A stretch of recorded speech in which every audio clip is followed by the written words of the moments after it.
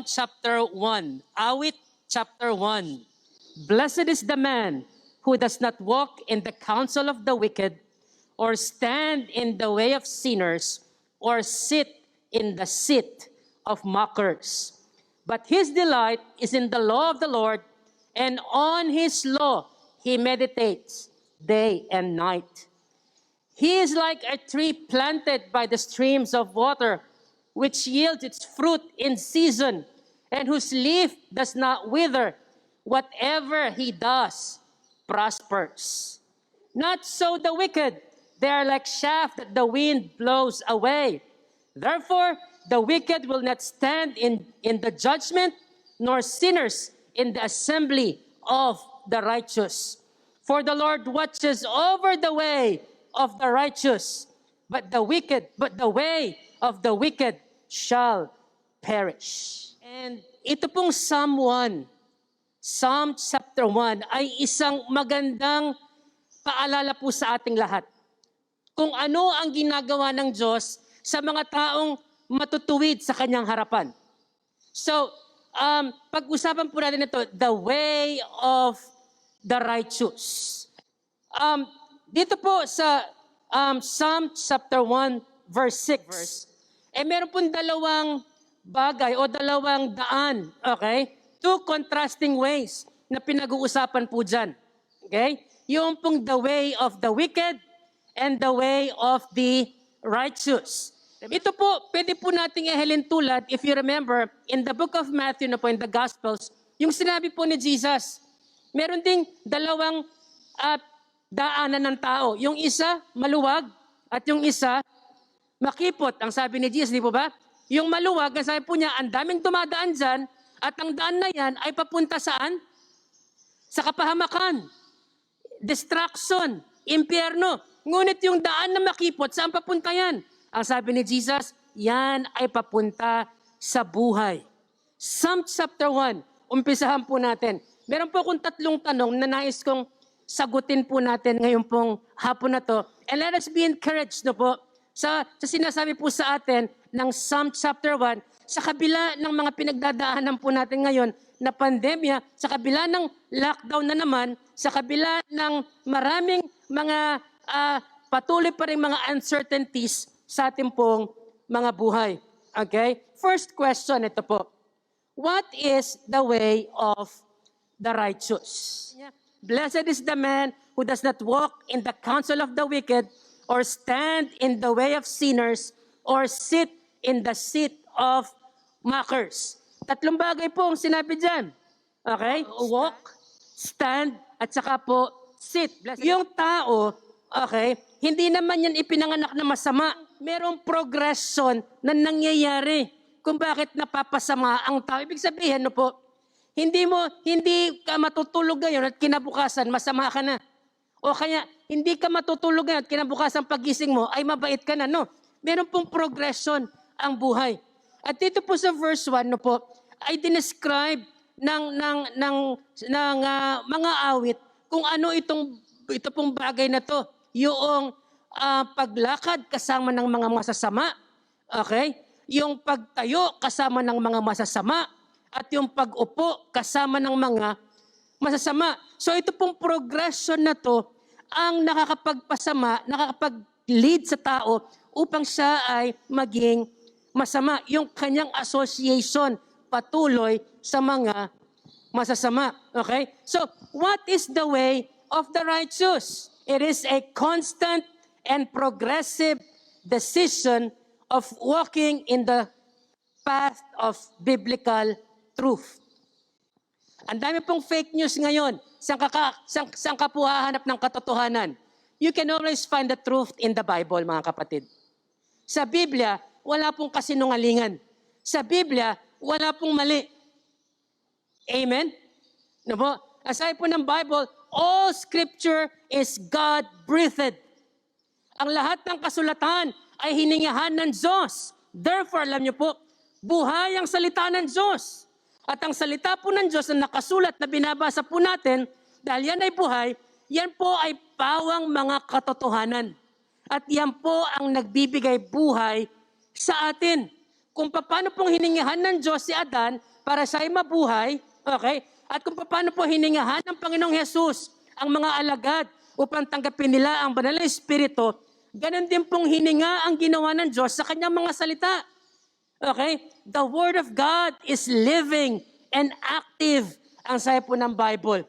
Therefore, mga kapatid, if you want to walk na po in righteousness, kailangan manatili po tayo sa paglakad according sa mga itinuturo po ng Biblia. Okay? According to the biblical standards. Okay? Ito pong paglakad ng matuwid ay hindi po ito paglakad na nakikinig ka sa counsel ng mga hindi maka-Diyos. Ito pong paglakad ng mga matutuwid, ito po ay hindi nakikiayon sa mga makasalanan. At ito pong paglakad ng mga matutuwid ay hindi po pag-agree doon sa mga kumukontra sa ating Diyos. Remember, ito pong progression ng walking, standing, and sitting sa mga makasalanan ang nagpapahamak po sa atin upang magkamali at mahulog po sa kasamaan. Okay? Pero ito pong constant na pagtalikod sa mga ito, okay? Yung constant decision na po na wag makinig sa kanilang mga payo, wag humingi sa kanilang mga payo na po, ay magbibigay po sa atin ng buhay. Mga Kristiyano po tayo, mga kapatid. You don't ask an unbeliever for counsel. Bakit? Kasi wala siyang may bibigay na biblical na katotohanan sa iyo. Kung ikaw ay may problema, nangangailangan ka ng biblical, nangangailangan ka ng counseling, kumausap ka ng Kristiyano. Tama po ba? Kung gusto mo ng Kristiyanong payo, kumausap ka doon sa may relasyon kay Jesus.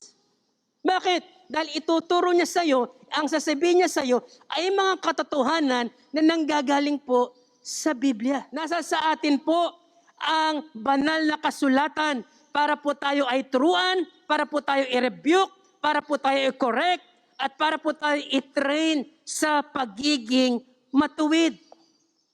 Amen?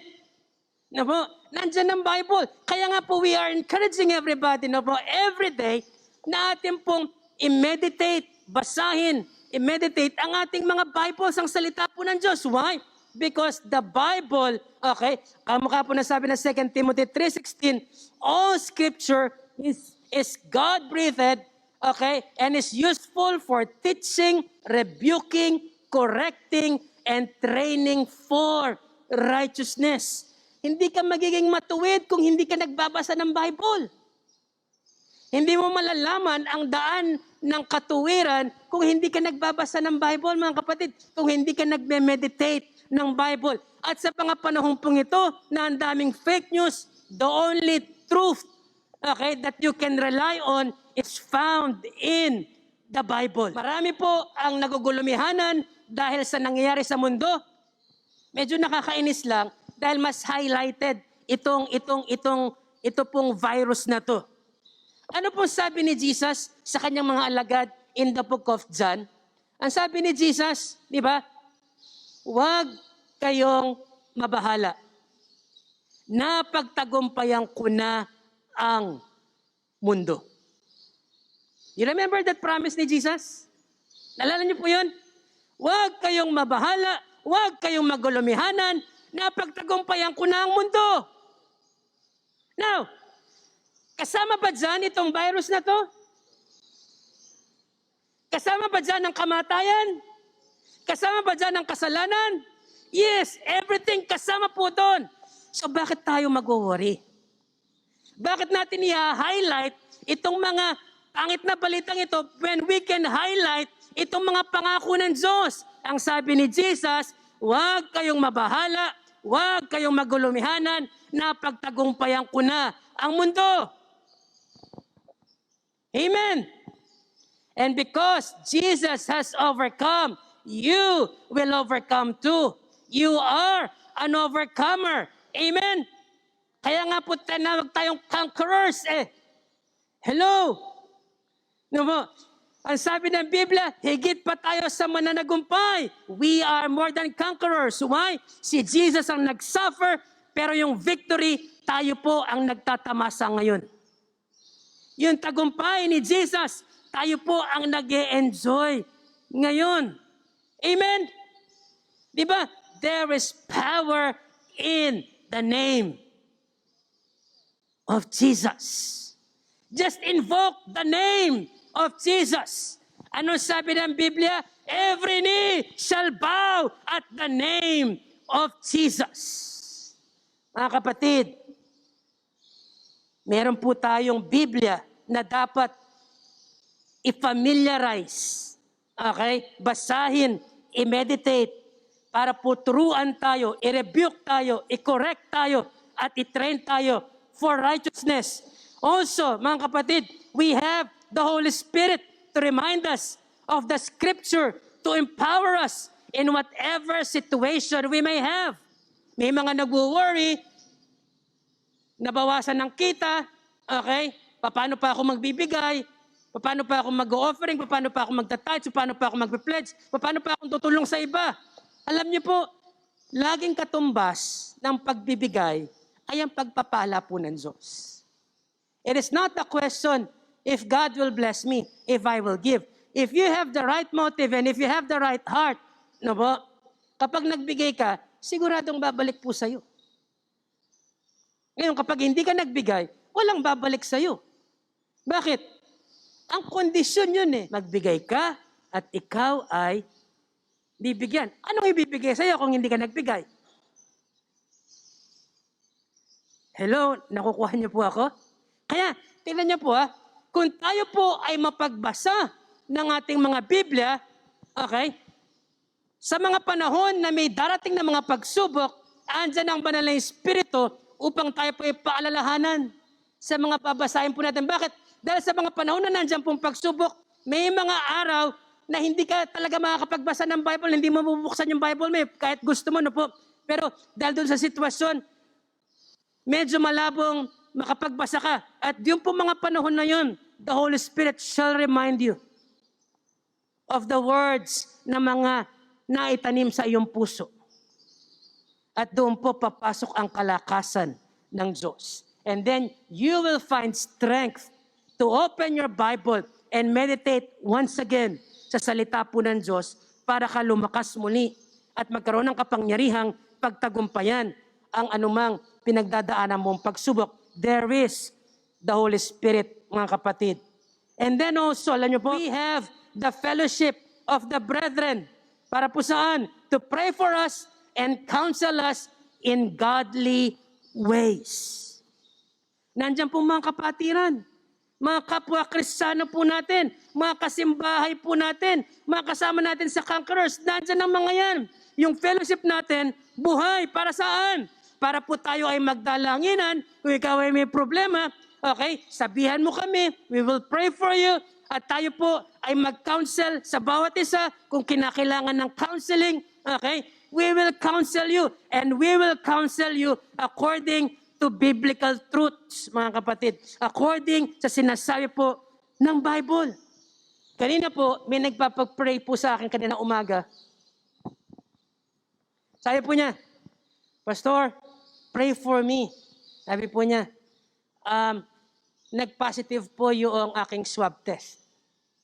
Sabi niya. Ang sabi ko po sa kanya,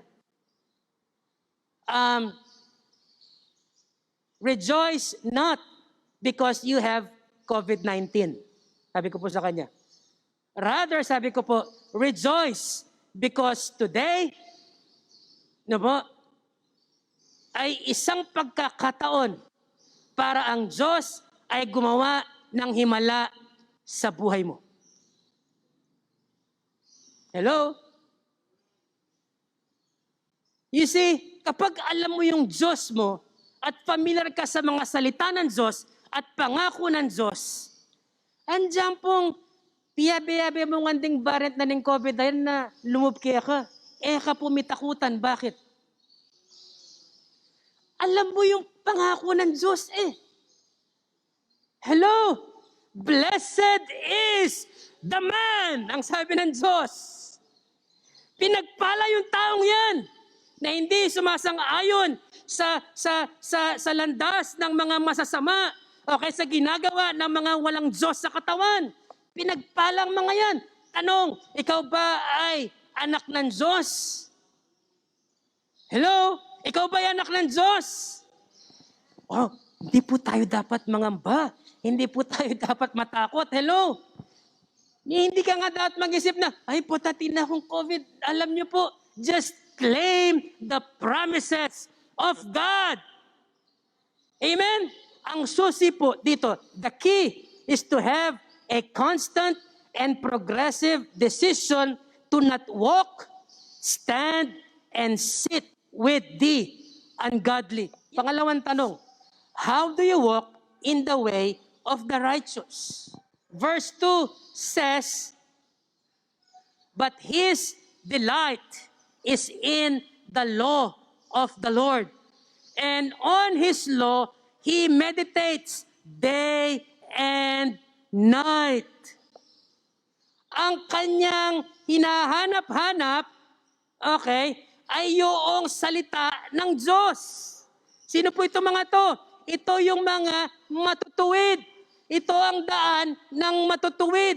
Hinahanap-hanap ang salita ng Diyos. So how do you walk in the way of the righteous? By delighting in and meditating the Scripture. Dalawang bagay po yan. Delight and meditate. To delight in the law of the Lord means to gratify or pleasure in the Scripture at a high degree.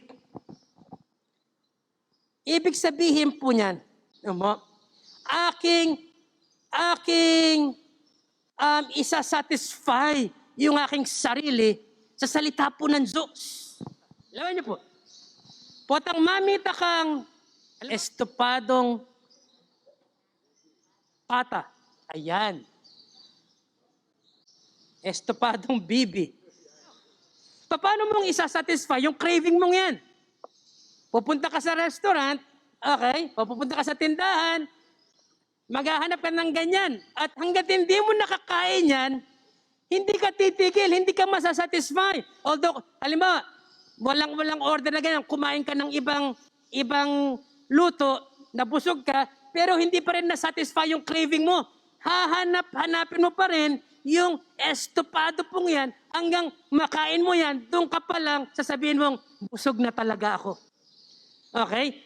Doon ka pa lang masisiyahan kapag nakain mo na yan. Ito po sinasabi dito sa atin, to delight in the law of the Lord means to gratify or pleasure in the Scripture at a very high degree.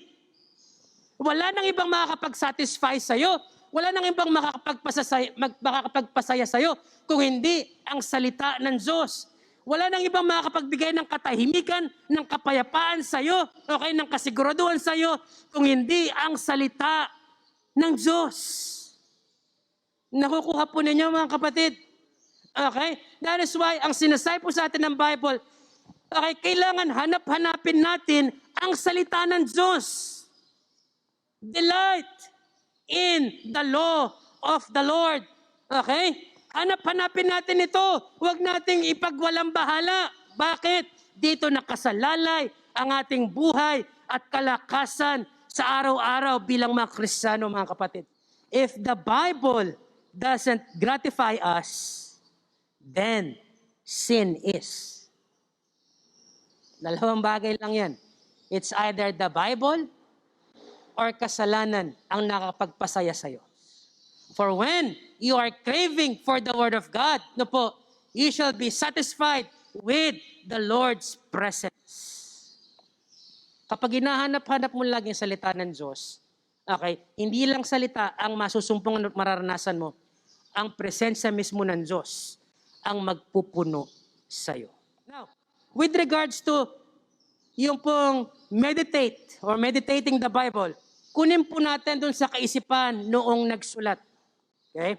Ang sabi po ng Spirit-Filled Life Bible, in the Hebrew thought, to meditate the Scripture is to quietly repeat them in a soft, buzzing sound while utterly abandoning outside distractions. Sabi, parang ganito po, yung sinasabi po nitong kultura ng mga Hebreo doon sa ibig sabihin nilang meditate.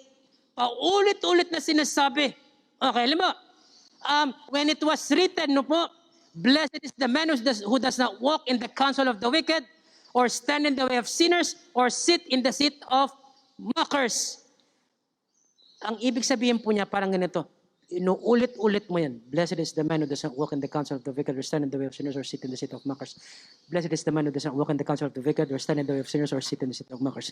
Ayun daw po yung parang, yung quietly repeat them in a soft, buzzing sound.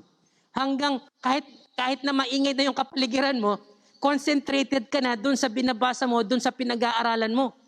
Meron pong iba sa inyo, nung nag-aaral kayo ng college, nandito kayo sa Pampanga, nag-aaral kayo sa Manila, kung luluwas kayo, nagre-review kayo sa bus. Di ba? At wala kayong pakialam sa mga katabi nyo, basta review lang. Ito po ibig sabihin yan. You are abandoning outside distractions. Wala kang pakialam sa kapaligiran mo. Basta ang iyong pakay, mag-aral, ma-memorize ko to. Yan po ang meditating the Bible. Hello?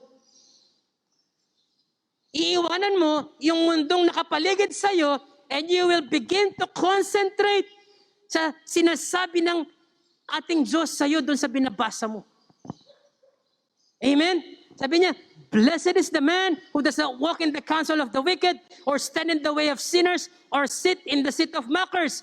Verse 2, but his delight is in the law of the Lord, and on his law he meditates day and night. Hanggang pumasok yan sa puso mo, sa isip mo, sa buong sistema mo, alam niyo po, dadalo yan, and you will begin to feel yung power ng Diyos na nabubuhay sa'yo. Bakit? Kasi unti-unti ka pong napupuno ng presensya ng Diyos because of the word na iyo pong minemeditate. Yeah, huwag lalayo sa iyong isip, huwag lalayo sa iyong puso, huwag lalayo sa iyong bibig ang salita ng Diyos. Remember what God said to Joshua? Do not let this book of the law depart from your mouth. Meditate on it day and night. Ibig sabihin po niyan, kailangan niyan dumaloy sa ating sistema, nasa ating dugo, ang salita po ng Diyos. Dumadaloy sa ating mga dugo, sa ating katawan, ang salita po ng Diyos. You are meditating on it day and night. Yung nabasa mo kaninang umaga, okay, yan ay umiikot sa iyong sistema hanggang ngayon. At ngayon nakakarinig ka na sermon na to, pag uwi mo, ito naman ang iikot sa iyong kaisipan. At bukas paggising mo, yung babasahin mo, yun na naman ang iikot sa iyong kaisipan. Meditating on the word day and night. Third question, who makes the righteous blessed? Ang Diyos, wala na pong iba. Ito pong Book of Psalm, inumpisahan niya yung itong aklat na to sa salitang blessed. Blessed is the man. In it lies the essence of what is promised to those who read and meditate on all the Psalms. Okay? So when I read the Book of Psalm and it starts, blessed is the man. Kapatid, lagi mong tandaan at ilagay dyan sa isip mo, sa puso mo, ikaw ay pinagpala. May sakit ka man ngayon, hindi ibig sabihin na napabayaan ka ng Diyos. Pinagpala ka pa rin. Nag-positive ka man, hindi ibig sabihin na pinabayaan ka ng Diyos. Pinagpala ka pa rin. Sa paanong paraan? Dahil ngayon, mararanasan mo ang kagalingan ng Diyos. Amen? Mararanasan mo yung pag-supply ng Diyos sa buhay mo. Kaya nga, you are blessed. Pakisabi nga po, I am blessed. Pinagpala ka kapatid, hindi ka pinabayaan. Amen? Yan po ang sinasabi sa atin itong verse 1 ng chapter 1 ng Psalm. Okay? The Lord God makes the righteous blessed through faith in Jesus. Hindi tayo pinagpala dahil mabait tayo. Hindi tayo pinagpala dahil mabubuti tayong mga tao. No, pinagpala tayo dahil meron tayong pananampalataya kay Jesus. Tayo ay naging matuwid first and foremost because of our faith in Jesus. Now, if we have faith in Jesus, alam niyo po, dito tayo nagiging matuwid. Sa ating pananampalataya kay Kristo, we are justified by faith. Yung ating puleso sa simbahay, pinawalang sala dahil sa ating pananampalataya kay Kristo. At dahil tayo pinawalang sala na, ano ang binigay ng Diyos sa atin? Pagpapala po niya.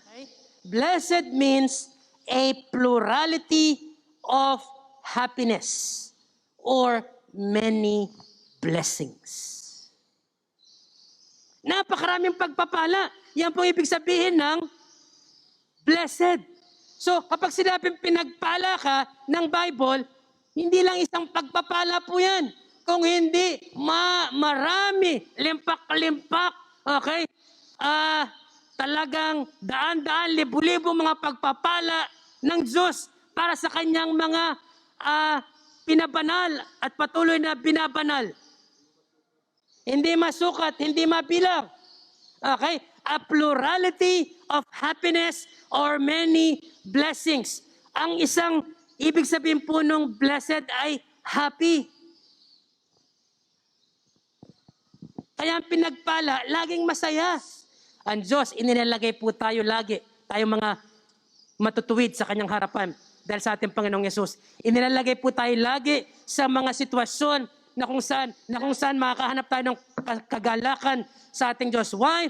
Because sa mga pagkakataong ganito, ating mag-glorify ang ating Diyos. He is like a tree planted by streams of water, which yields its fruit in season, and whose leaf does not wither. Whatever he does prospers. Ito ang taong pinagpala po ng Diyos, kapatid. Bakit ako malulungkot? Bakit ako mangangamba? When God said, I am like a tree planted by the streams of water, which yields its fruit in season, and whose leaf does not wither, and whatever I do prospers. Bakit ako may stress? Pinagpala nga ako ng Diyos eh.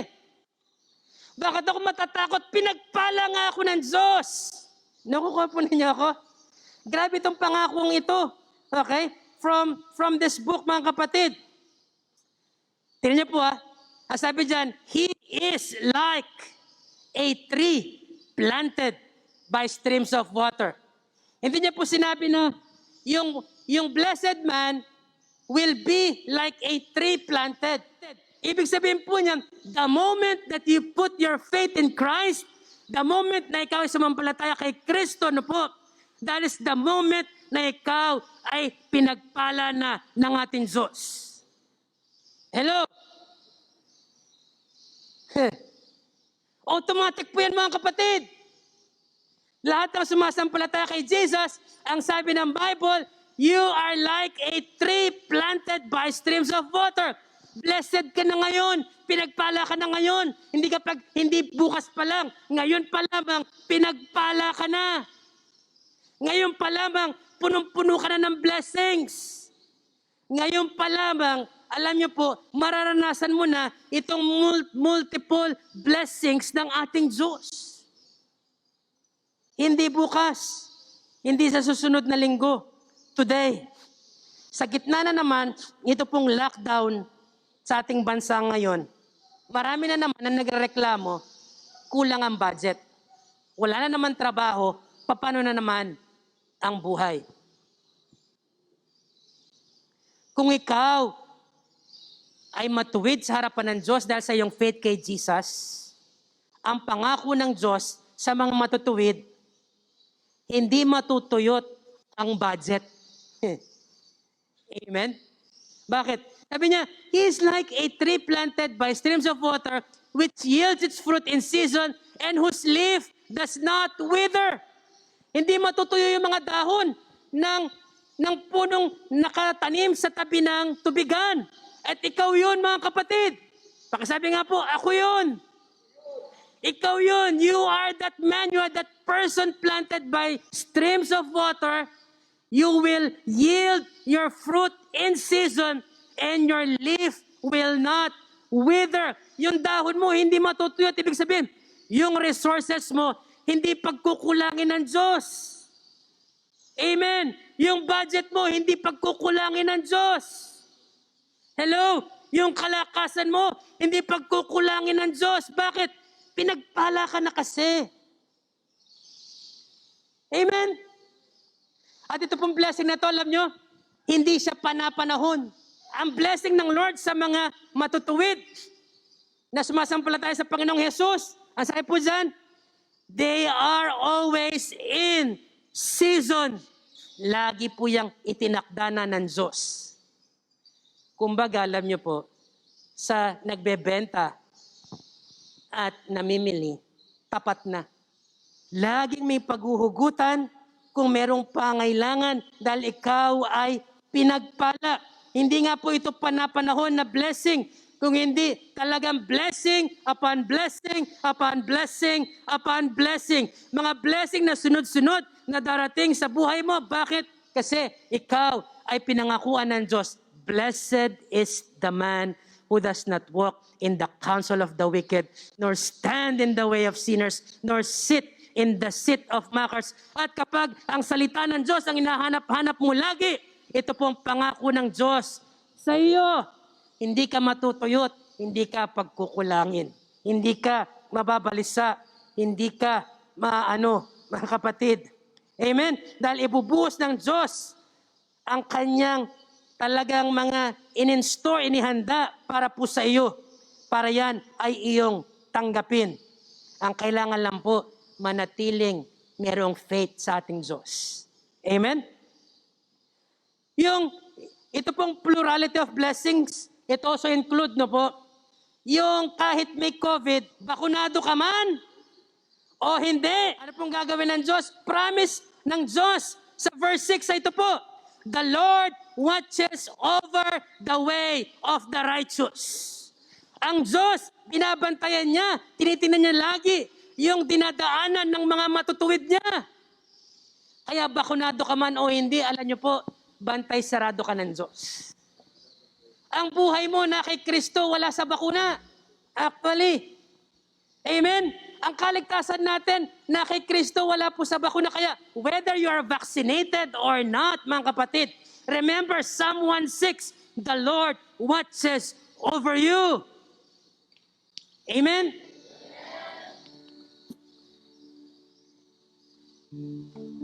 The Lord watches. Sabi nga po, binabantayan ako ng Diyos. Hindi ba napakasarap na malaman po yan? Di ba? At ito pa po, kahit yung namatay na sa COVID-19, limbawa, sila Danglo, Brother Rusting, yung ba mga pastor na namatay dahil sa COVID. Alam niyo po, hindi ibig sabihin yan na pinabayaan sila ng Diyos.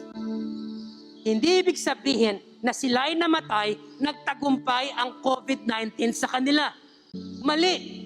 Bakit? Hindi po nagtagumpay ang sakit na to sa kanila. Why? Dahil yung COVID-19 na tumama po sa kanila ay ginawang daan lang ng Diyos para sila maranasan nila yung kaganapan ng kanilang kaligtasan. And now they are seeing Christ face to face, mga kapatid. Hindi na online. They are now viewing the face of Jesus. Mata sa mata, mukha sa mukha. Sinasamba na nila ngayon ang buhay na Diyos. Remember, ang sabi ni Jesus, I am the resurrection and the life. Ang sino mang mamatay, kapag siya'y sumampalataya sa akin, siya'y mabubuhay muli. You see, ang COVID-19, hindi tinalo yung mga Kristiyanong sumampalataya kay Jesus. Yung COVID-19, ginamit ni Jesus para gawing ganap yung kanilang kaligtasan. So, sino pa rin panalo? Si COVID? Hindi po. Ang panalo, si Jesus lagi. Amen? Ang panalo lagi, si Jesus at yung kanyang mga anak. Amen? Mga sumasampalataya sa Kanya, laging panalo. Amen? Sabi ng Lord, whatever He does, prospers.